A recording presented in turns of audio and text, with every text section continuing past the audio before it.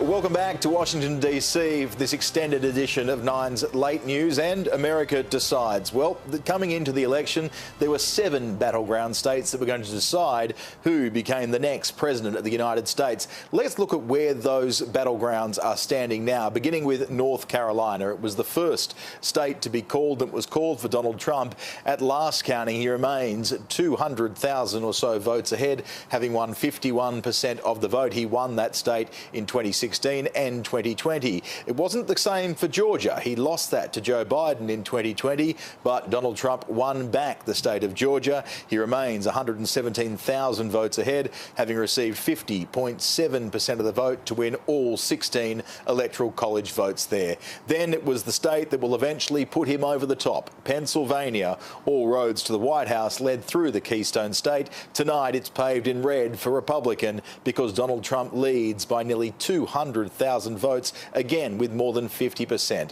Michigan is a state that Donald Trump won in 2016, lost in 2020, and while it hasn't been called by affiliates, he leads there by 114,000 votes, with some votes still outstanding around Detroit. Wisconsin is another one of the blue wall states that Hillary Clinton thought would propel her to victory and Kamala Harris hoped would propel her there.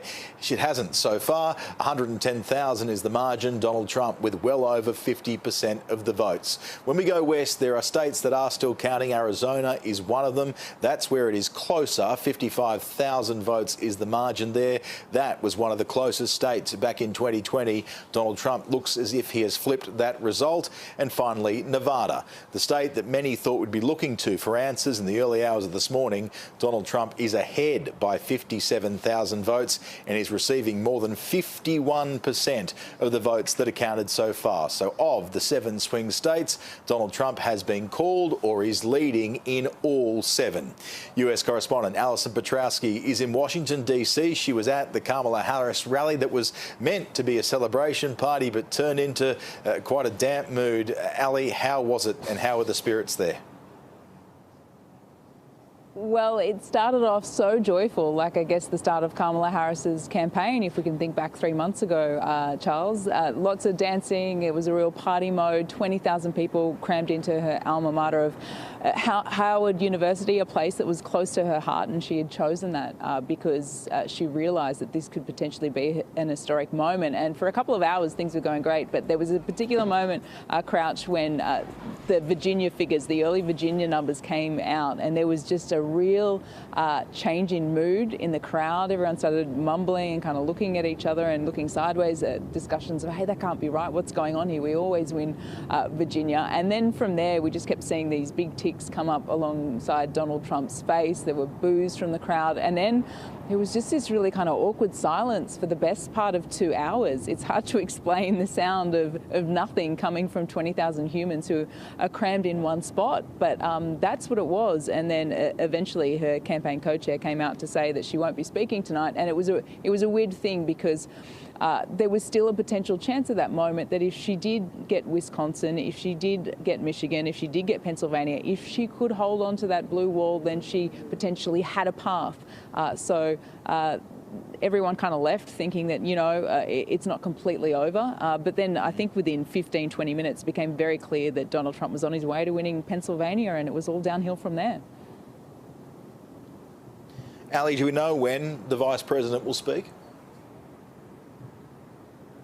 Well, look, her staff have been telling us that we can't get back into Howard University until 11 a.m. No one can do live hits until 11 a.m. I would sense that they'll probably give networks a couple of hours to set up. It is coming up to 6 a.m. Right now in DC. So let's say it's not going to be in the next 5 hours, but potentially within the next 7 or 8 hours. And I'll be interested as well, Charles, to see if they bring in a crowd again, because I mean she got 20,000 people there tonight. It is quite clear that she's lost. I'm not quite sure how you fill those big fields, that big quad at Howard University, and fill them up with people to hear what they know is going to be a concession speech. I'm interested in the choreography and how this plays out. Ali, as we've been speaking, our affiliates have called Wisconsin, which I think is enough to officially declare Donald Trump the winner. We've been saying it for a while now, but our affiliates, as we're on the air, have declared that Donald Trump, on the bottom of the screen there, has gotten up and over 270. He is now officially, according to the affiliates, president-elect. We've been calling it for a while. You've been up for even longer and have a concession speech to report on in not too long a time. Thank you for your time tonight, and we'll see you bright and early for the Today Show tomorrow morning. Thanks, Charles.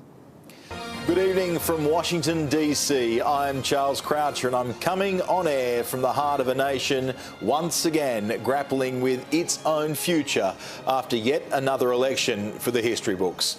Donald Trump, the former president, is now once again president-elect, denying Kamala Harris momentum in what's being called the most astonishing political comeback in all time here in America. At this hour, all of our affiliates, CNN, still have Donald Trump just shy of the 270 electoral college votes he would need to secure victory, but he will get there. Even in the popular vote, which the president-elect has never won, he leads Kamala Harris by more than 5 million votes. Speaking to the party faithful in Florida, the president-elect says he has survived assassination attempts for this moment. His dedicated MAGA supporters celebrating the win and continuing that party into the morning near his Mar-a-Lago home. N9's Jonathan Kersley has been with them every step of the way. Donald Trump arriving to applause. The 78-year-old addressing the faithful, declaring victory after all the numbers stacked up in his favour. I want to thank the American people for the extraordinary honour of being elected your 47th president and your 45th president. He sensed success hours before, greeted by a room full of his closest supporters at his Mar-a-Lago home. In the crowd, chief cheerleader and billionaire Elon Musk, who on X called it early, game, set, match. Australia's richest woman, Gina Rinehart, also in the crowd. On the streets outside, Florida is roaring right now. Yes. Donald Trump supporters tuning in, and they liked what they were seeing. Everything's looking good from where I see it on TV. The first building blocks of the Republican candidate's red wall were falling into place. CNN projects that Donald Trump will win the state of Florida with its 30 electoral votes, as expected. Donald Trump, CNN projects, will win the state of Tennessee, as expected, with its 11 electoral votes. Fox News can project that former President Trump will win the state of Indiana.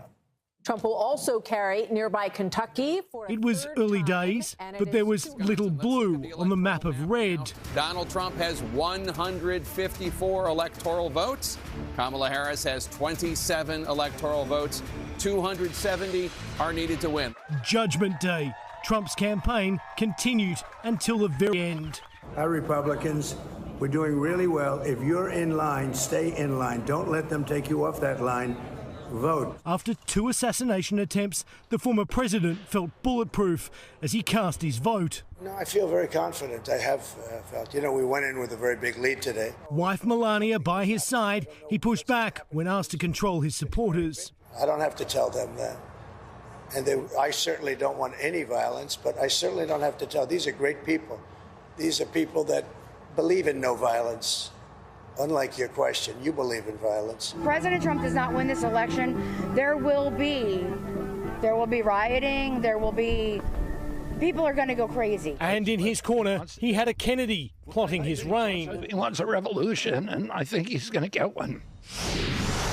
But a victory first, Trump seizing momentum and clinching one of the must-win battleground states. CNN projects that Donald Trump will win the state of North Carolina. This is the first of 7 battleground states that we're keeping an eye on. Georgia was next to fall, and it wasn't the last. A shock even to his most stalwart defenders. What we have, Pennsylvania, is this a call, ladies and gentlemen? It was. The Fox News decision desk can now officially project that Donald Trump will become the 47th president of the United States. This will truly be the golden age of America. That's what we have to know. Once again, Donald Trump has defied his doubters and his critic. Tonight, he makes his way home to Mar-a-Lago to go to sleep as the president-elect of the United States once more, and the world waits to see what comes next. The oldest person to run for the presidency, the first with a criminal conviction, and the first in 132 years to win a second non-consecutive term. A comeback that's made political history. At Mar-a-Lago in Florida, Jonathan Kersley, 9 News. The president-elect might be sleeping right about now, but US correspondent Jonathan Kersley is not. He remains in Mar-a-Lago, Florida for us. Jono, it's just after 5 a.m. where you are, but there are the die-hard supporters. Have they cleared out, or are they finding somewhere to party on?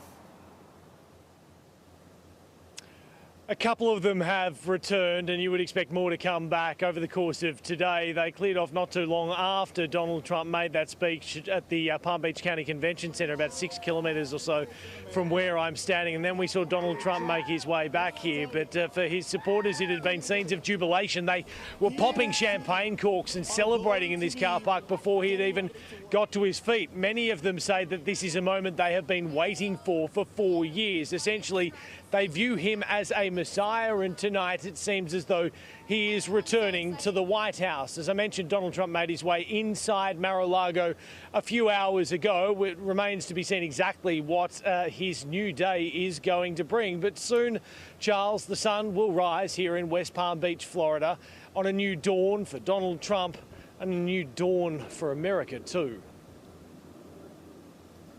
Those crowds will likely flock back to where you are. Jono, go and get some sleep. Thank you.